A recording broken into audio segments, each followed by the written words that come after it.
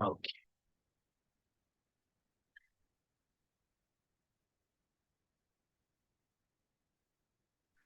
All right. Okay. We are live now. Okay, we are live. It all worked. So my apologies for that. Let me just double check and make sure, but everything looks to be good. Let me just double check. Ooh, yeah. It looks okay.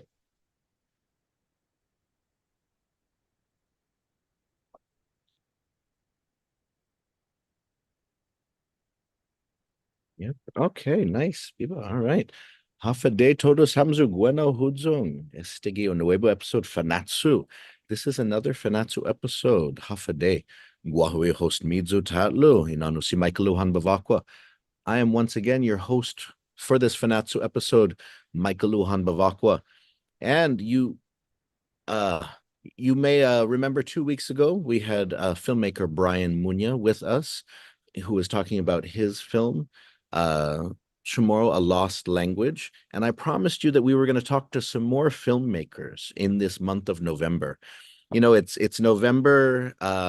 Some of you may want to dress up as pilgrims, put belt buckles on your hats or something like that. Thanksgiving, Thanksgiving, and stuff like that. I wanna, I wanna honor Indigenous filmmakers this month, and so I have invited a group of Indigenous filmmakers who are all part of a great group, a series made possible through Firelight Media, the homegrown series PBS. I've invited them to come on and talk about their short documentaries that they have made. And what's great about this series is that all of their documentaries come from different ends of the American empire, different ends of sort of the American marginalization spectrum. And so we talked to Brian before, who was from this end of the Western Pacific. Uh, we've talked, and then the other end of the United States and its empire, we've got Puerto Rico, the U.S. Virgin Islands, but we've also got American Samoa, got the CNMI. But then we've also got a place where some people don't think of it when they think about American colonies, American marginalized spaces. We've got Hawaii. And so that's why I'm very excited to have with me today filmmaker Cris Romento, who has recently premiered her film Dear Aloha. She's premiered it, and then she's just been screening it across an exciting collection of places in the United States. Um, and I'll leave it to her to tell you, because if I named it, you wouldn't believe. You'd think I was making up some of those places where she's been screening her film. But Dear Aloha is a beautiful short documentary that just premiered at the Hawaiian International Film Festival. It's about Native Hawaiians, you know, how colonialism has displaced them from their islands, but how they, maintain connections to their islands wherever they are. And it's a very personal film because, of course, it features Chris's own family in it. And so, Cris, mahalo, Sidzus Masi, thank you so much for joining this episode of Fanachu. Um, Thank you for being here in the clouds, in the sky. We're making a joke that I'm in the trees and you are in the sky with our virtual backgrounds. Yes, we're representing our different gods.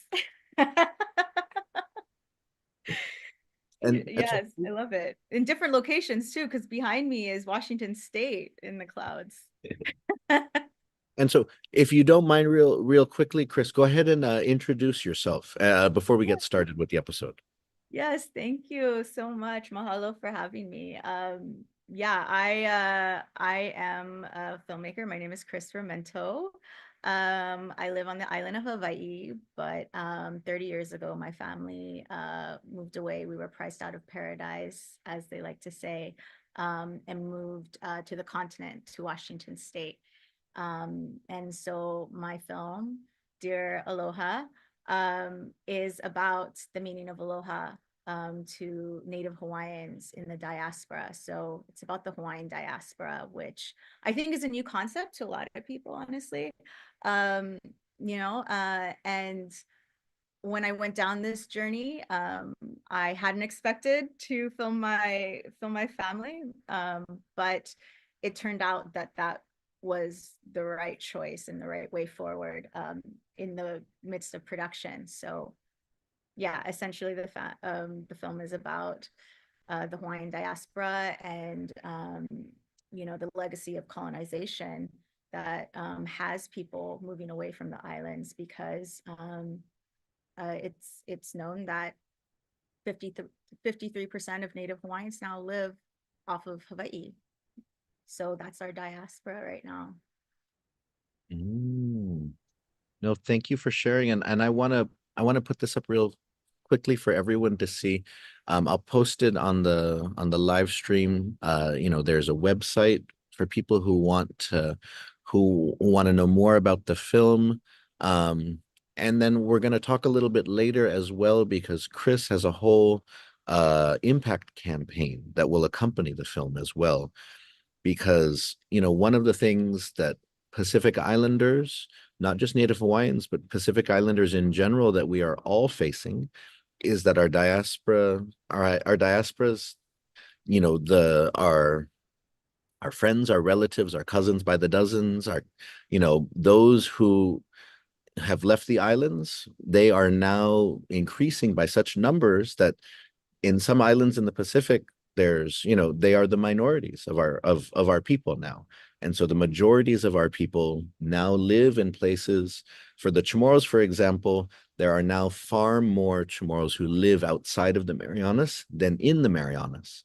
Mm. And so your film, and then the impact campaign that you're going to talk to us about is so important, as people who are priced out of paradise, you know, as people who are displaced or seek opportunities because of militarization or others, it's important that we have this conversation about how do we maintain connections across, the ocean, so that Mm. when if you get priced out of paradise, if joining the Air Force pushes you from base to base, that it's not one direction, that you don't just end up getting pushed away from your islands and then you never look back. But how do you maintain connections? How do we keep those connections alive? And so I'm excited for us to talk more about that.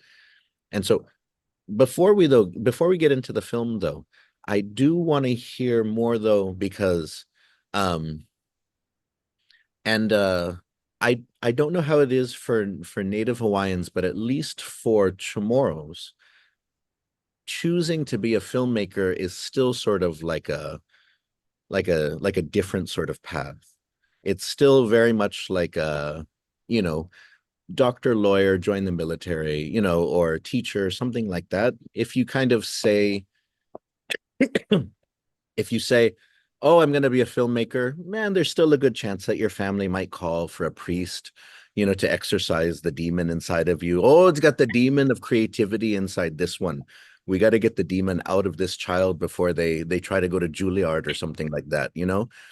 And so I don't know how it is in your community, but it's still sort of a rarer path.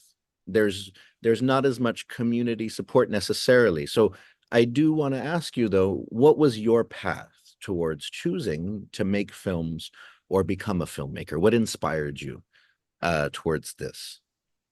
Yeah, I think um I look back on my childhood and I remember like going to the beach and being in front of the camera and like trying to report a story on the beach. And also like like always wanting to have my parents' home video camera right in my hand because that's what it was like so popular then to have a home video camera, now known as iPhones, but back then, yeah, we had handheld camcorders and uh I think when I went to, when we moved off the Hawaii and then we moved to the continent and I was, in middle school or high school, I was always getting the camera and whoever camera I could find and like recording little videos of like the potlucks we used to have. And the like like the potlucks and the luau's, like, and I would record birthday messages for people in the party, like interview them about what their status was, like how they were enjoying the party, and like what they thought of the person who was being celebrated. I'm I'm just laughing because I'm actually thinking of this memory in real time right now. But I think what it means is that I had this like intense love affair with telling stories at a young age that I didn't know how to like really define or figure out what that meant. Um, and then I really got into editing. Actually, that's what I've been doing, and that's what my career is, like, editing. But I think I started doing editing a lot. I think non-linear editing, which is digital editing, on the computer instead of like the traditional ways you used to do it. Digital editing was becoming something you could put on your computer. And so I had like an uncle who was in IT that had it on his computer, and I would just go to his house and spend the entire day like at his house on his computer, like getting different video clips that I got transported from the video camera, and then I would like do it on his like whatever software it was, probably like the version of Paint for Photoshop, like whatever basics editing software that was. And so I became really obsessed with telling stories in that way. And I think that looking back on it now, as I'm older, I was a multiracial kid in a white suburbia. And I think that's having that camera and being behind the camera gave me access to express myself.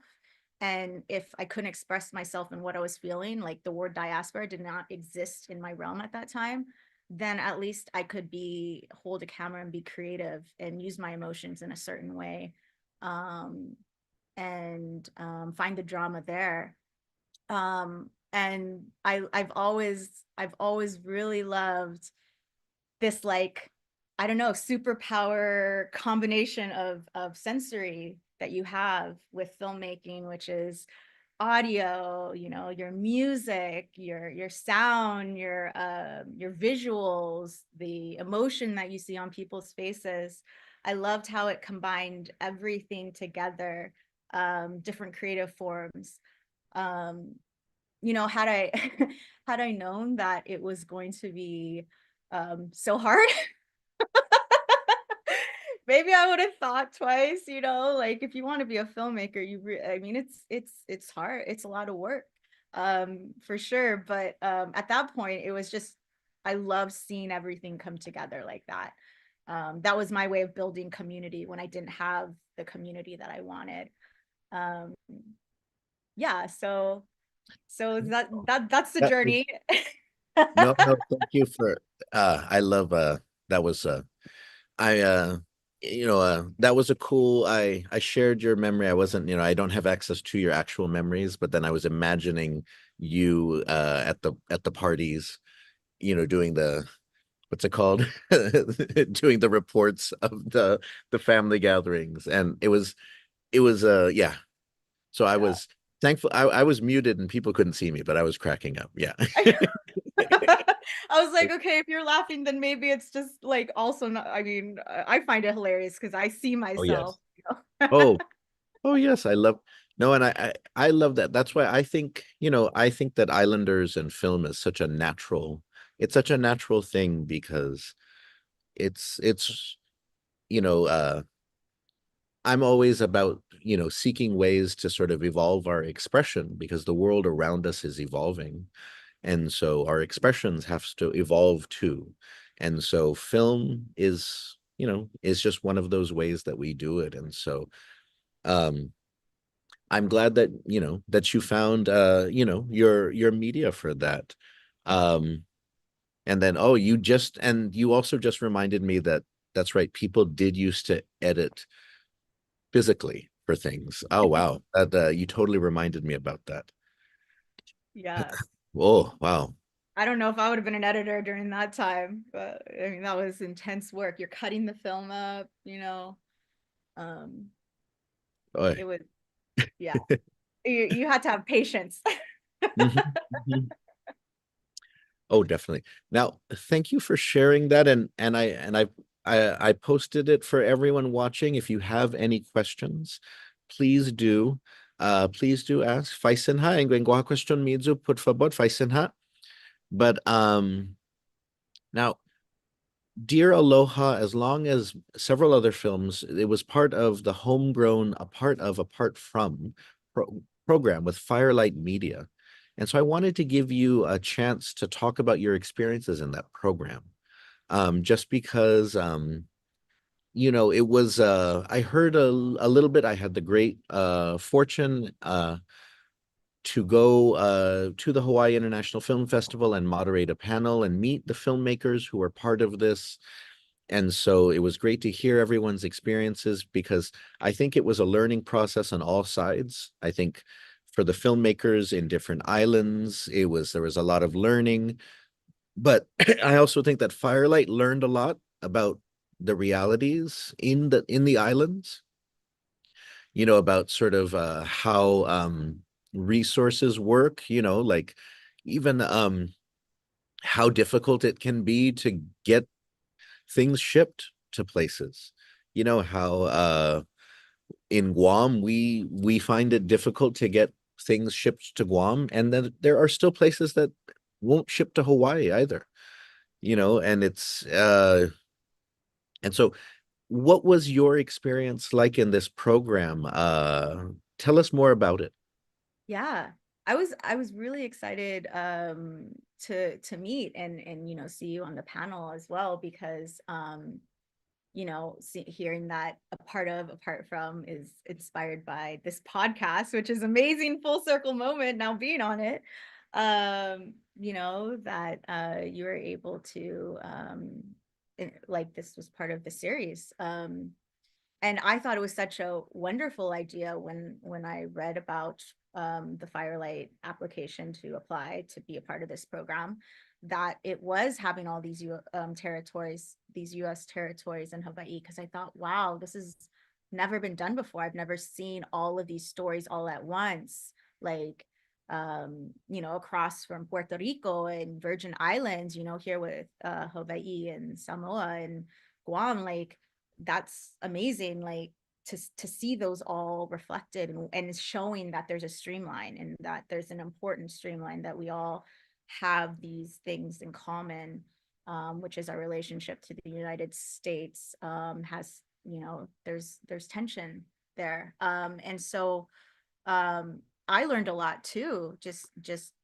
seeing the films in person. I mean, we were all for about 8 months apart. We apart from each other, like in our different areas, working on the films and coming together and seeing everyone after being part of this journey from all different places was really a special experience and a memory I'll carry with me for sure, because the whole experience working with Firelight, who amplified our voices on a national, even you can say international platform, and being there for and providing us mentorship also along the way. Not only were these films like guided by Firelight, but they provided a mentor for each of us to have. And I was very fortunate to have another Native Hawaiian filmmaker, Kiara Lacey, who's incredible filmmaker and one I've always been in awe of, to be a part of that Firelight Media mentorship and help me, like guide me, and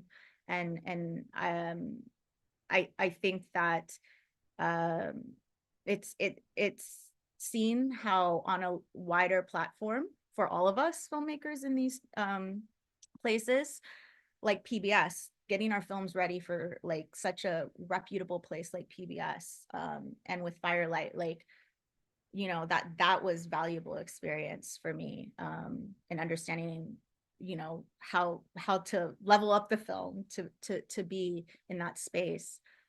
So even as a professional editor, I learned so much about that process for sure. um yeah, I'm still processing it because it was just a month ago. But it was No, great. It was so wonderful at Hawaii International Film Festival too. no, just must say thank you. No, thank you for that. And now I wanted to get into some of the things specifically for your film, Dear Aloha. And Dear Aloha really, really delves into issues of diaspora, culture, identity, home. And in terms of so I wanted to ask you something in terms of the development of the film. Just because, when I talked to Brian Munya for his episode, one of the things that he said is that his initial story, he wasn't really the focus of it, but then Firelight, or whoever he was working with, kind of said that, you know what, you should be kind of the focus of it, be like the heart of it, and so on. And so and then it ended up being very powerful and beautiful, like the story of him trying to pass on a language that he can't speak to his children. And so in your film, and so hold on, let me just share it real fast, because we see in your film your family. Yeah, And of course your father it's and sad. your father plays a very prominent role in the film. Your father, is what's it called? Your father's I was definitely tearing up watching the film. Uh I can't even, I'm having trouble putting it into words now, because your father's, I felt he his even just kind of from him playing, from him singing in it, to even him just kind of looking at the pictures of him and dancing, as a cultural dancer in his youth, to the strain in his voice, talking about like what his father said, about like you can't make money in cultural dance and stuff, and then talking about moving away, and all of these things just tugged at my heart, and I think tugged at many islanders' hearts in terms of what they feel, in terms of the pressures of living at home, having to leave home, being away, the choices that we make. And so I really wanted to ask you, first, before we get into the larger issues of diaspora and identity, just when you first came to this film, was it My dad helping me. hold on, I love him. was your dad kind of a big part of it, or what, and was your family and you a big part of it, or was that something that came out through the process of it? Seeing these photos of my dad, it's so funny because that particular moment he was so mad at me. I know, but yeah, I mean, like it is for me, like, I'm happy and then I'm also crying at the same time because it was such it was emotional, like having to film him in this capacity. And no, I had no idea, Dr. Babakwa. Like I was like, I thought that, I mean, in my pitch deck, I said, Hawaiian family in Seattle, with a matriarch, in the diaspora, that was my pitch deck. Like I thought it was going to be an entirely different family. Um, and then it just became more and more clear that it was going to have to be my father in my family and my experience through, if I'm going to be honest, signs from my ancestors, signs from grandma. I mean, my grandmother, my Hawaiian grandmother. I pray to her every day, and I just felt a strong pull, like one of the voices in my head, the many voices in my head, like I like to say, one of them said, this should be around your father. But it was also Firelight's guidance in that as well. And I think that's what I heard in Brian. Shout out to Brian story. Like they were pushing for him to have him featured just like me. And I think one of our executive supervising producers, Sean Pierre, um, he did a wonderful film about his mother, beautiful film about his mother and her getting fired from her job as a hotel worker, and then essentially for maybe being older, and then taking her around the world to do her bucket list. And it was a beautiful, and like for him to say, why isn't your father in the film? And I think this film is about your family. That because I knew of his film, and because it was coming from someone who did something so deeply personal, it was something I was like, yeah, yeah. Oh no. Because I don't want to be featured as well. Like I think that for me as a filmmaker, I go into it to be behind the scenes completely. I don't want to be a subject, and I also want to show respect for an experience and honor it. And I had, in the making with my father and with my family, had been processing a lot of emotions and generational trauma that I hadn't even confronted myself. So it was a, a a ride, like anybody with a personal doc is going to have a experience so uniquely theirs. And I'm just so grateful for it. And um yeah, to be guided to tell my father's story. And I'm glad that it resonated. There are times in the film where I did try to hold back a little bit. And I was like, oh, is this really gonna speak to people? Like my father's, a man of few words, and is this what he's expressing? Is it going to show like it does for me because I know him? And for you to say that, or for people to say that, it reminds them of their own family, is like one of the biggest honors and privileges of telling this story that I have. Like that really resonates with me, because I was worried about that the whole time. um so yeah. No, I think that I mean I imagine, I think these are these are these are issues which is and it for a lot of people, and especially for men, for Islander men, sometimes it can be difficult to talk about.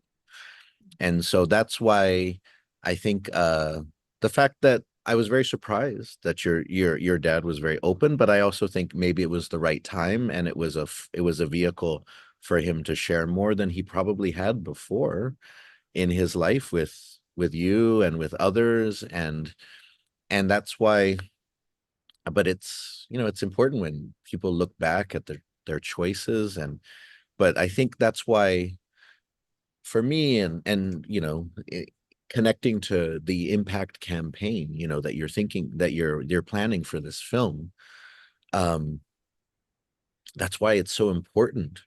Because when we think about how many islanders, just leave and then think, well, that's it, I guess I've I guess I am less Hawaiian now, or I guess I'm less Chamorro now, or I guess I'm less Islander now. And when you're away, it's true. Maybe you will have less of some experiences. You won't get to go to the same beaches all the time, or you won't get to eat as much zippies, as you would if you were living in Hawaii or something. You won't get to go to do all of those things.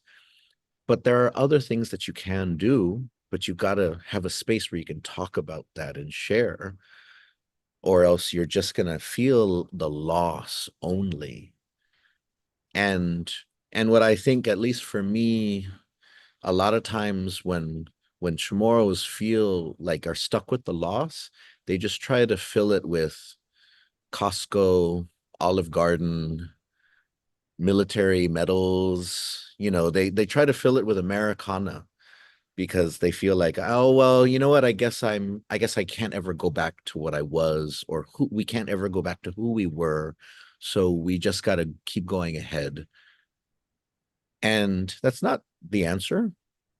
And so that's why, yeah, you're a I find that I think that a lot of people will be moved by that, just like a, you know, like a vulnerable, you know, just something in which, yeah, it's just a great, yeah.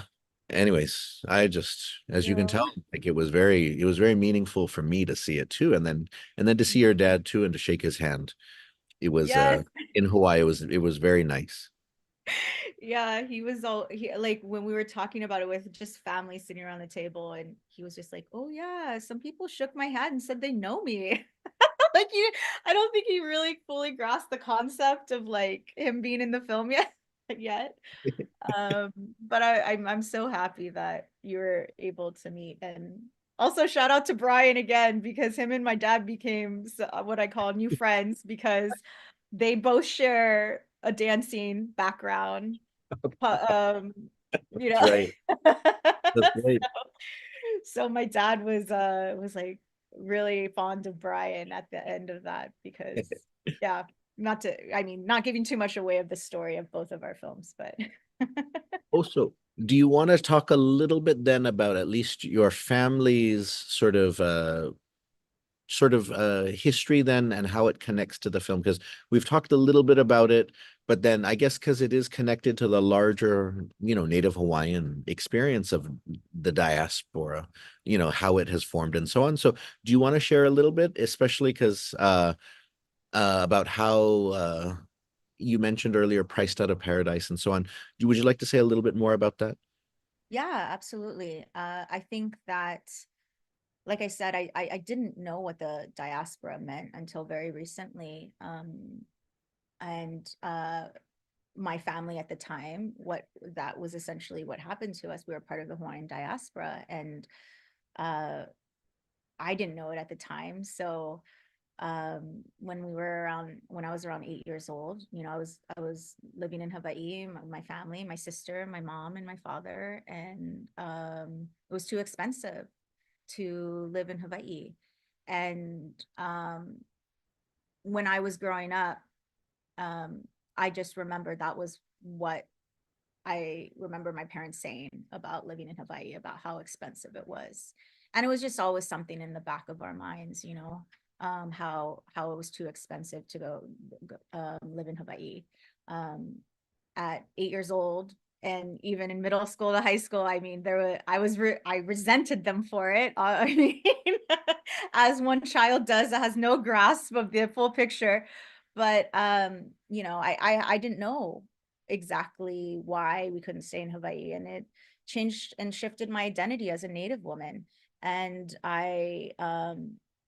it was difficult, and it was I know for my parents and for me, but I didn't have a way to really express that or understand. And I guess this goes back to my background now, coming full circle, like expressing that story of what happened to my own family, and understanding that, you know, the love that my parents had for us is what made them move ultimately. Like they loved us and wanted to support us so much that they gave up and sacrificed something that was so important to them.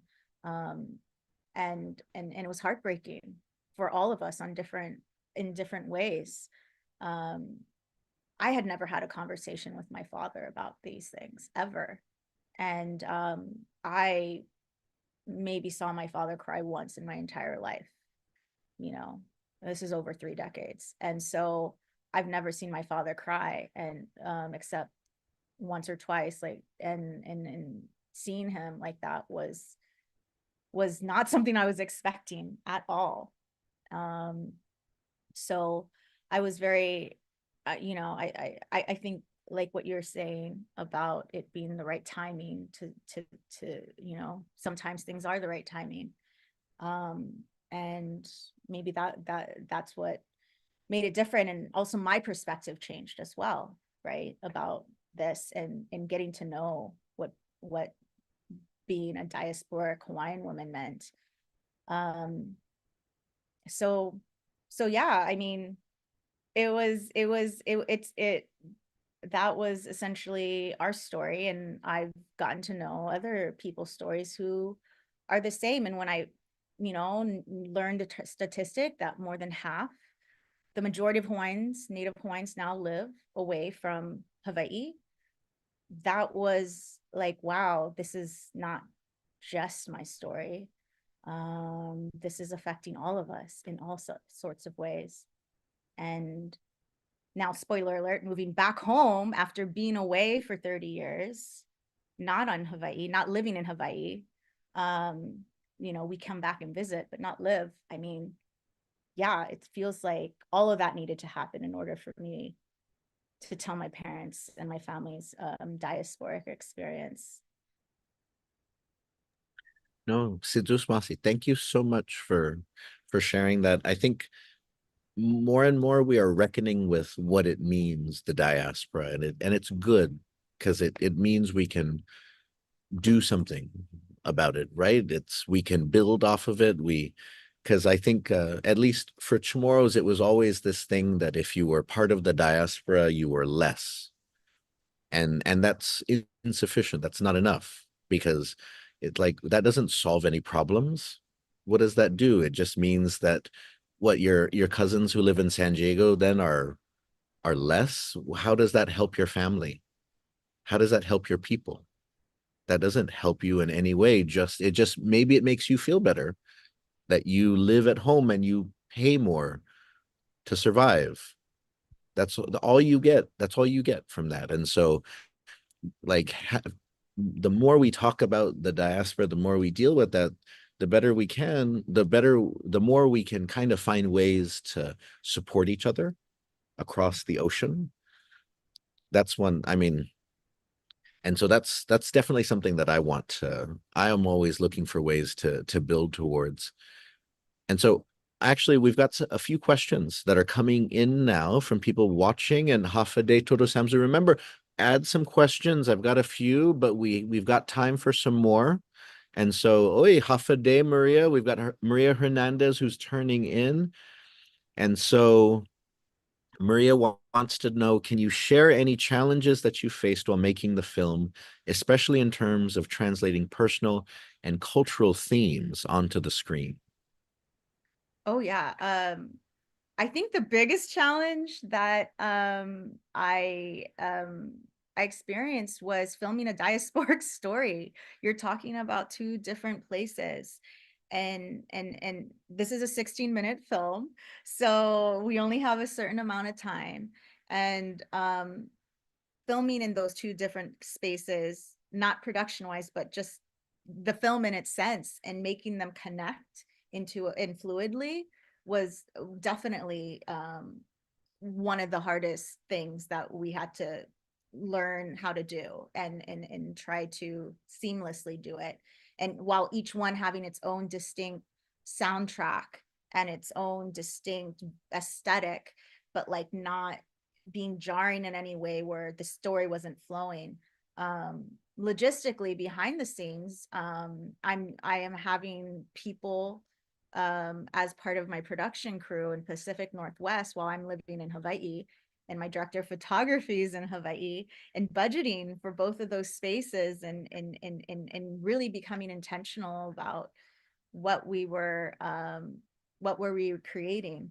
Um, and the challenges, again, mentioned, um, be telling such a personal doc, is that I didn't know how to talk to my father in that way. And Kiara Lacey, my mentor, when I was talking to her about this, because I was anxious the day before that we were supposed to film my father and me to have this conversation. And she just said, just have everyone leave the room. If you're having, if you need it to be a conversation with you and your father, have everything prepared and then just ask people to leave. And that, was what helped a lot. I think, because then it became a conversation with me and my father, and also my director of photography. And if I can, just for 1 minute, just say, I feel that it was really important in facing that challenge with a BIPOC crew. We really did intentionally try to find people who had experienced a sense of otherness in their lives. And I think people of color can relate to this. Um, and people that my parents felt comfortable speaking around, because I was comfortable with them, and we had conversations about um, our experiences before they were on set. And so that made the crew, for instance, like, understand um, how we could just do this as a family instead of a production.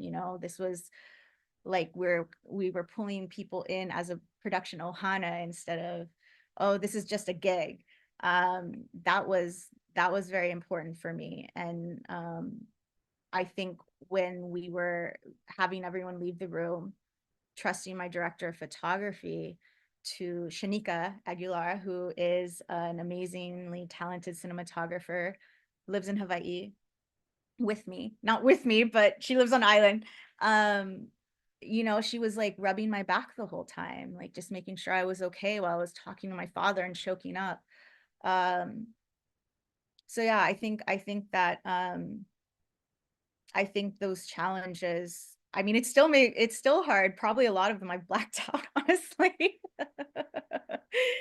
But yes, that's part of the crew. Thank you for sharing, Dr. Bivakwa, Shanika there. We had a fully, female-led team, non-binary led team. We have Erin, who lives in LA, but is also a Native Hawaiian filmmaker, super talented. And then we had V, and who came down from Seattle, who I've known for a while, from the Northwest Film Forum in Seattle. So yeah, I had really good, I was so lucky to have some really amazing people behind the scenes for this film. I'm just forever in gratitude for that. Yeah, that's Shanika, and Daniel, our sound mixer in the rain.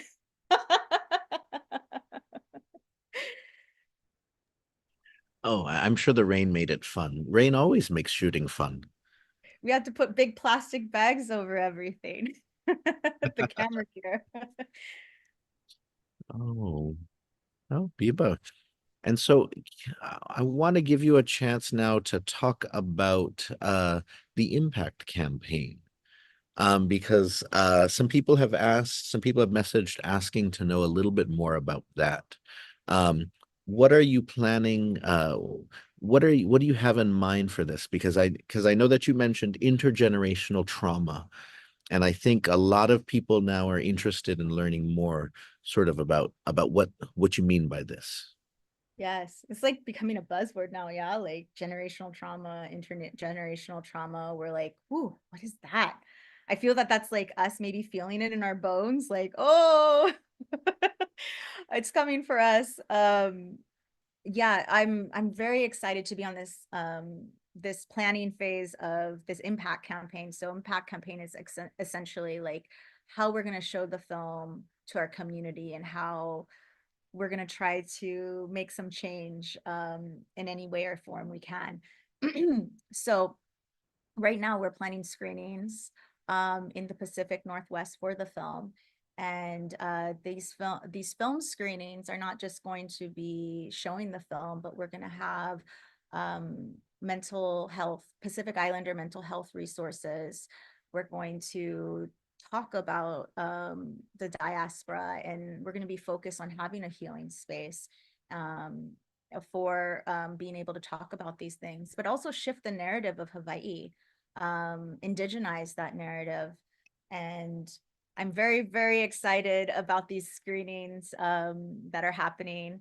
If I can, on your podcast to officiate, we have our first film. We just confirmed today that our first event is going to be in Portland, Oregon, on February 16th, which is a Sunday.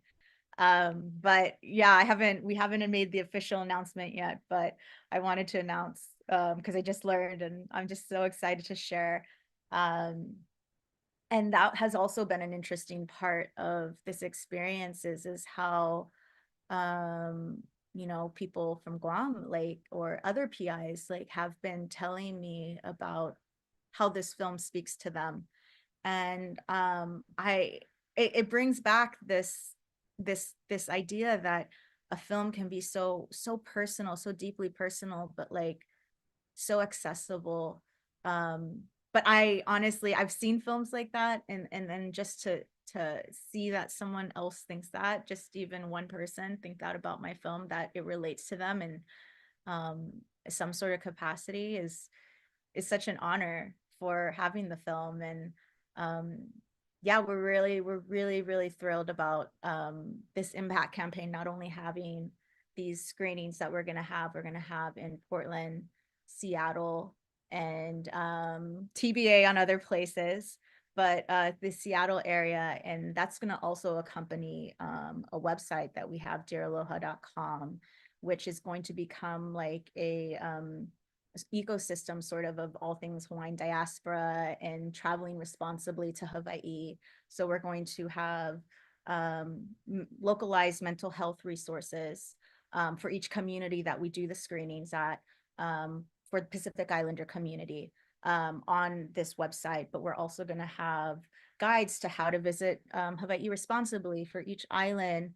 We're going to have profiles of Hawaiians that have returned back home to the islands. Um, just just really trying to be intentional and thoughtful about um, ways that we can encourage healing and start getting comfortable talking about these things. Mhm. No, I love that. That is so good to hear. And so, for those of you listening in from Portland, mga malefa, in February, Yes. and Nora, and I'm sure, Chris, sure you or Sylvia send me a flyer or something like that so I can share it with people to let them know as we get closer to the date. But it's so good to hear, and I love the way that you put it there, something that's so personal to you, but still speaks to so many. That's I I really felt that. I think that was something that really for the homegrown films, for many of them, that was what made a lot of them very powerful, was that it was very particular to a place or to a person, but it it reached well beyond that. And so that's what made them effective, beautiful, powerful. Boy. And so I want to, and so with that in mind, though, with that in mind, I did want to give you, because I shared into, for those of you watching, and see, Senora Lillian, I see that you're watching. I'm glad to have you back, Senora Lillian, that you're watching. Hafa de Senora. Um, I wanted to, because some people did ask, even when we did have the panel, and I put the link into the chat for the panel that we did have at the Hawaii Film Festival. And so they did ask about, why is Hawaii included along with uh why is Hawaii included along with Virgin Islands, Puerto Rico, American Samoa, and Guam, that are, unincorporated territories of the United States? Hawaii is a state of the United States. And so I wanted to give you just a chance to speak to that, though, because, the theme for this film series is a part of and apart from. And so, people who and communities who feel connected to something, but also disconnected from it. And so for people in the territories, so even, for example, for those of us like in Guam, an election happened earlier this month in which, we got to vote in it, but we vote and our vote doesn't count, but we get a fake, we we print in Guam a ballot in which it's called a straw poll, and we count the votes and then we report it, but we don't have electoral college votes. It doesn't get added into the total of the United States. We've done it since 1980 just to feel like we are a part of the United States, when in truth, when America votes, we are apart from the United States. And so I wanted to give you just a chance to talk about that, about why Native Hawaiians in particular might feel sort of that difference, that separation, sort of might feel othered by the United States. So why would it be appropriate to think of Native Hawaiians in the same way, to think as they might think about Chamorros, Puerto Ricans, people from the Virgin Islands, Samoans, and so on? Yeah, no, that's a great question. Um, when thinking about this, I think it's important to understand that the categorization of Hawaii as a US state doesn't necessarily give it the same footing as mainland states in terms of your historical, your political, or your cultural experience. Um, the Hawaii has its own unique history, one that is deeply marked by its Hawaiian King overthrow of the Hawaiian Kingdom. Um, the the stories that often come out of Hawaii are stories of sovereignty, of environmental justice, of our tension with our native identity and our status in as a state in the U.S. And so I think on that panel, I had mentioned how complex that history can be, but how it can be seen around us in so many different ways in Hawaii, um, which is that Hawaii is not prioritized. Native Hawaii is not prioritized, therefore, meaning that Native Hawaiians don't also feel prioritized. Um, and is this is deeply reflected in our diaspora. Our legacy of colonization in Hawaii has is connected to our housing crisis, our exorbitant food costs, our lack of land ownership. So so I I do see it as definitely still experiencing being apart, yet apart from um, the United States. And I tried to, all of these things were swirling around in my head when I was making the film.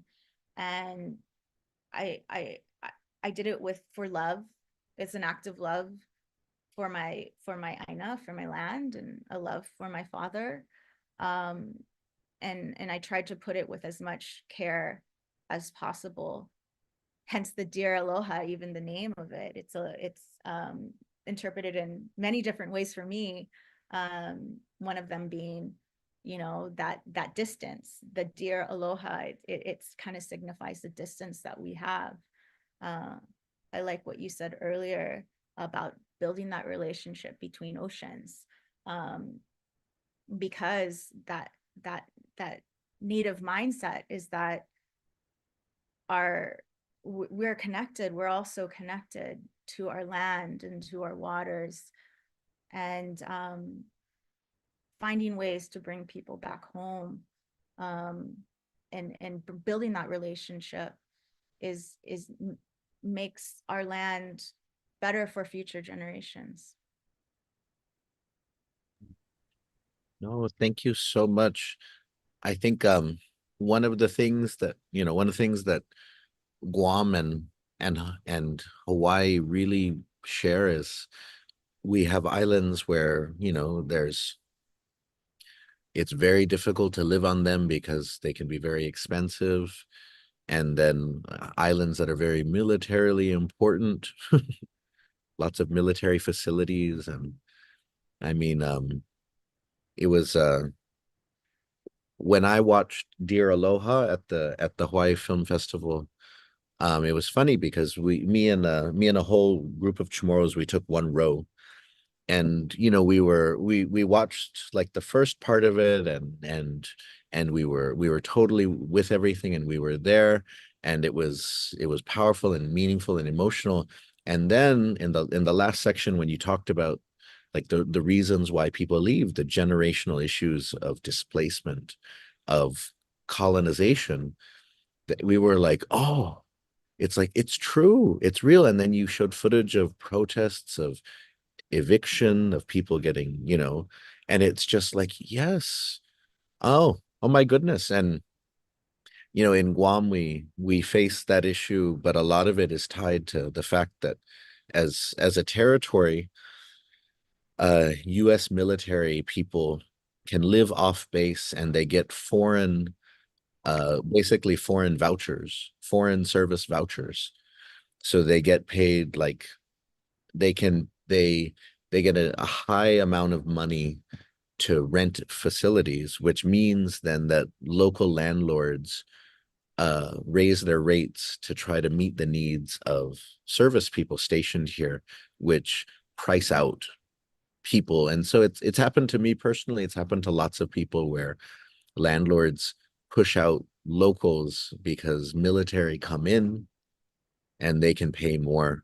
They can pay 2 or 3 times more what a local can. And so it was your film really had like and the thing is that um in a big country, as you were saying, if you live in the quote unquote mainland, you may have like a military base here or there, but it's different if you live in like Oahu and you've got bases everywhere, and the impact really affects you. Or, you know, if you live in one place, and it's one thing if you have like a few billionaires in California, but if you have a bunch of millionaires and billionaires trying to come into Hawaii, they take over the whole place and they drive everybody's prices up. And so the part of the reality I think that I really felt in your film, and it connected with those of us who are from Guam too, is it's not just sort of our political statuses, although that's part of it too. It is our histories too, but also it is the realities that we are islands. And part of it is that on islands you have to be careful. Like you can't just kind of like treat an island like it's Wyoming or it's Texas or it's California, because it's an island. Mhm. And if only they treated humans like Native Hawaiians, if only they treated them with the care like they do when you try to bring a fruit into Hawaii. But anyways, so but anyways, so You mean put them through the security belt yes, if and only slap a they sticker? yeah, they make you fill out forms, put you through Yeah. screenings and stuff, and if only they control invasive species in that way, but they should. Anyways, Yes. I was on the verge of ranting, but I won't do it because we're almost out of time. But but No, I like the analogy. but so I want to oh well, okay, we had a few more questions, but I think if when you start your impact campaign next year, I would love to have you on again, especially if you have more dates set up. Would love to bring you back to help publicize it, because there's a lot of people who follow Fanachu who are in the Pacific Northwest in particular, who would love to be a part of the conversation. So let's we'll definitely talk more about that. But I want to give you a last chance here to just if you'd like to say any final thoughts, or if you want to promote anything or talk about anything in the future that you might be working on. Um, yeah, whatever you'd like to share. What I have to, okay. Yeah, other than what we've been talking about since, it's just dearaloha.com will be the place to find any information about our impact campaign or our screenings, because we're still going to be doing film festivals as well. Um, and we also have an Instagram, Dear Aloha, at Dear Aloha Film. So all of those we are checking, we're putting information up as soon as we have it announced.